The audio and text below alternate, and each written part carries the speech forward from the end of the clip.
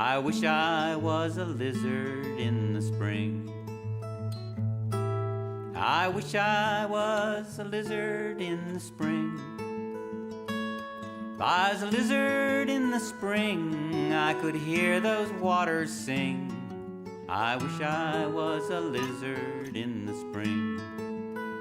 I have a bus and a bike, and I can get around. This is a little foldy bike. I bought it for next to nothing on Craigslist. It needed just a little bit of help. And that's my local transportation. This is, I'll ride that to wherever. I don't know. Where have you been so far? In this bus, I've mostly traveled throughout Western United States. Just a week ago, I crossed the Mississippi for the first time in the bus. So this is all new territory for Edna. And yeah, we're going to be spending the summer and maybe the fall in the Northeast, and then we'll see from there. So this bus is, essentially it was designed to fulfill many functions. One is a free tea house, the other is my personal house. But then also in designing the systems of the bus, the idea is to create systems that are self-sufficient and that don't require huge monetary input to keep going. That's kind of the way that the status quo, the way we do things now, is large inputs all the time. So this bus runs on recycled vegetable oil, which I gather from restaurants myself and clean. It's got solar panels, the fridge is solar powered, it's got a wood stove, hot water for the hot water heaters. The hot water heater is heated by waste heat from the engine, so the outputs of something or the inputs of another. It's kind of the more natural way of doing things, where there's no such thing as waste, essentially. So I can show you, I can point out some things around the bus that are... Let's see that. Maybe on the other side I can show you some vegetable oil stuff. There's some great stuff over here. This bus runs on recycled vegetable oil. Under here is a 60-gallon dirty vegetable oil tank, which is where I do a rough filtration right into this tank, and that's where it can settle a little bit. That's where it's heated, and what I usually do is I centrifuge it, which I have a centrifuge that mounts here, drops back into the same tank. It kind of cycles it. So a centrifuge works by spinning the vegetable oil, and all the particulate and free floating water molecules, will basically stick to the sides of this canister inside. And whatever, and then clean oil drops out the bottom. So it kind of cycles through the tank doing that. And then once that's done, I run it through this. This is a series of two, marine diesel fuel water separating filters that are heated by coolant. These are coolant coils on the outside. There's vacuum gauges that allow me to tell when my filters are clogged, but basically this is a 10 micron and this is a 2 micron. So this is the final filtration for vegetable oil as it's pumping from the dirty vegetable oil tank into the clean vegetable oil tank. And there's pumping right there.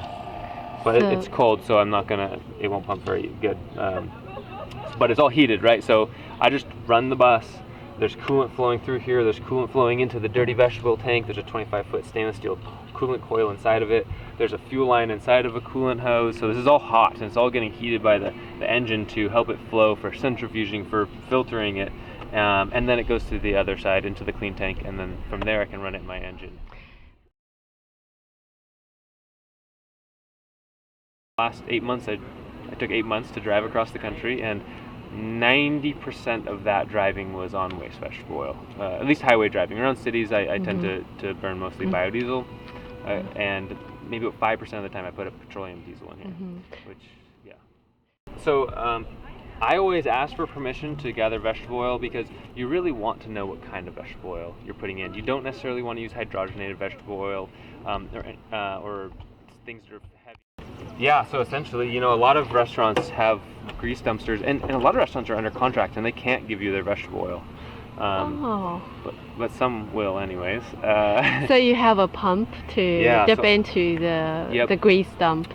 Yep, so I have a pump that can collect vegetable oil, and that has, a really basic mesh filter on the end, 150 microns.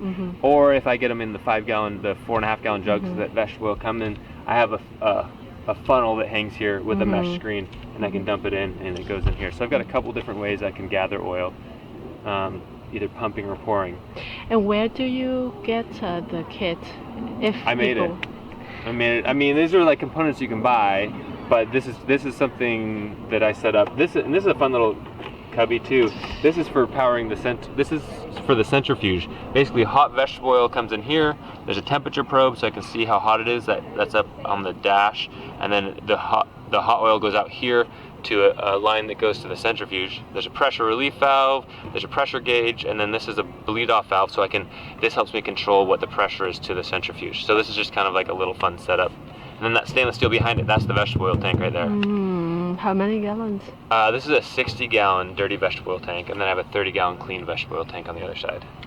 And what does the dirty refuse look like? So and how do you empty it? Yeah, so basically when there's two ways that I get rid of particulate from vegetable oil. The main way is the canister inside the centrifuge, and that's just food particles. So I just scrape it out with my finger and put it in my compost bucket, and that's the waste.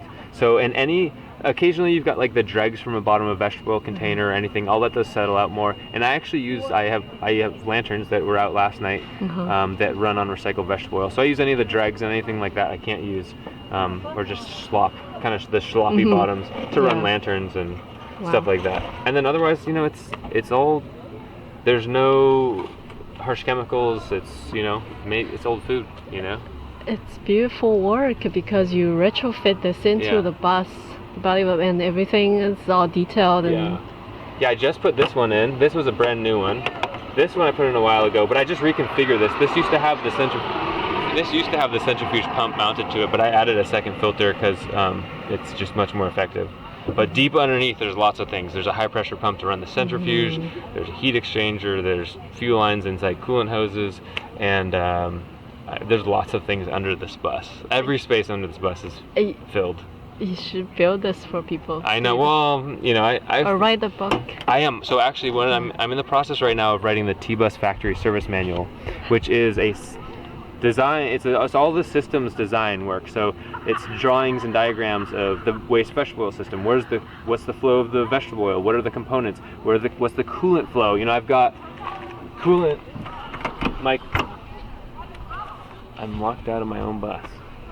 Well, I'm going to show you this because I've got three-way valves next to my driver's seat here where I can choose where my coolant goes to, right? So if I want to heat my dirty vegetable oil tank, or if I want to heat my hot water heater, or if I want to just send it back to the engine, or if I want to close the loop off from the engine, so because I have a little hydronic heater that I can heat my hot water heater, I can heat the dirty vegetable oil tank, and if I don't want to waste all the energy on the engine, I can just kind of choose where coolant goes. And so that's like one of the biggest inefficiencies of a combustion engine is energy lost in the form of heat. So having control of where my coolant goes, I can use that in all different ways to heat different things from vegetable oil to hot water. Which is pretty fun. Let's see. So I fill fresh water in a lot of different places. My favorite thing to do is just now driving from Austin to here over the last month, we've been stopping a lot at natural springs. So there's a website called findaspring.com, and there's all these free springs that are amazing water that come right out of the ground.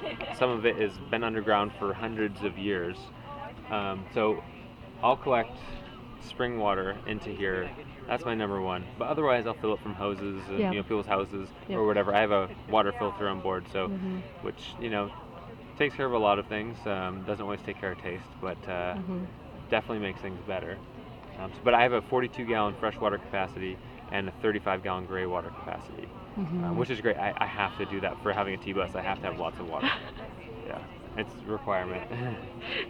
Sorry. So this is one of the fun things. This is my shower. It doesn't really look like much, but essentially, my hot water is heated by waste heat from the engine. So I've got this hot water tank that's insulated, and I wash dishes with it. But what is really awesome for is showering.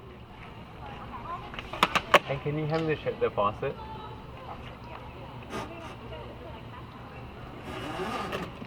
That's beautiful. So this is my shower, and I'm not going to give myself a shower. Whoa. But that's where I shower, and there's telescopic poles that come out of the roof rack. They're on the other side for the shade structure now. But if I need privacy, I can hang something. But usually I just pull off into nature. Next to the woods. Yeah, next to the woods. That's why but Or my life. wear my underwear. That's Yeah. the other one. That's the safe one. So you don't get in trouble. So you don't become a sex offender. People do solar shower. There's a passive. Just Solar the showers bag. are pretty sweet. I used to have one of those. But Uh-huh. speaking of solar, Yeah. so up here on the roof is a 205 watt solar panel, and that powers my refrigerator, powers all my lights. I'm thinking about adding a little bit more solar at this point. I'm not sure, but that's what I've had for about 5 years now up there, and I Mhm. love it. I mean, it's juice. It's energy from the sun that's there. Mhm. And yeah, I run my lights, my fridge, my stereo, my computer. Yep. And I don't really run out of juice.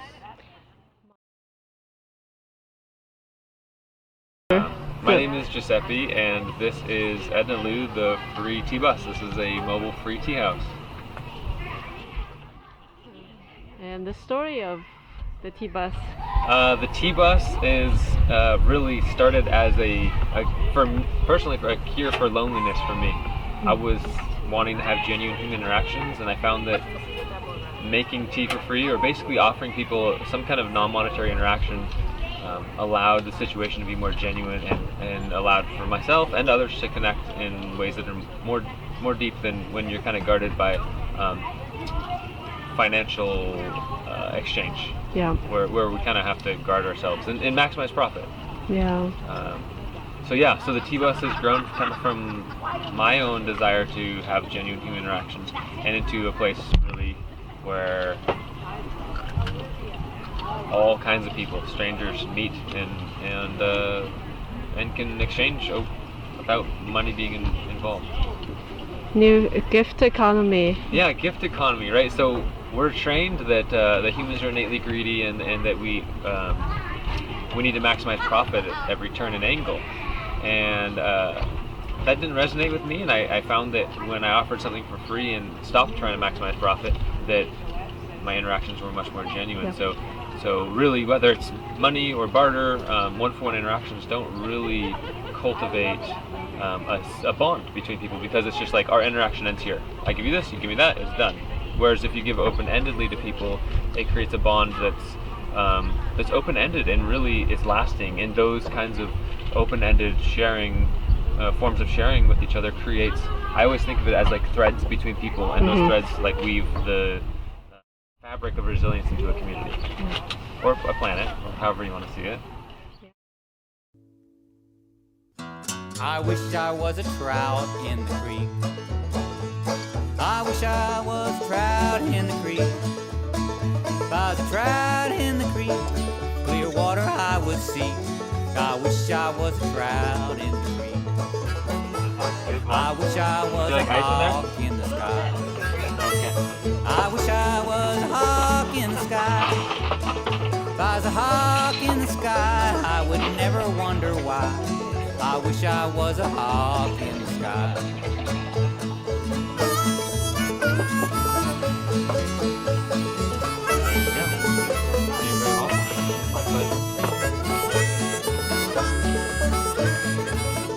Uh-oh, I hope it's good. That jerk, you get I away wish free I tea. was an ant in your pants. I wish I was an ant in your pants. If I was an ant in your pants, oh Lord, I'd make you dance. I wish I was an ant in your pants. Oh, let's dance.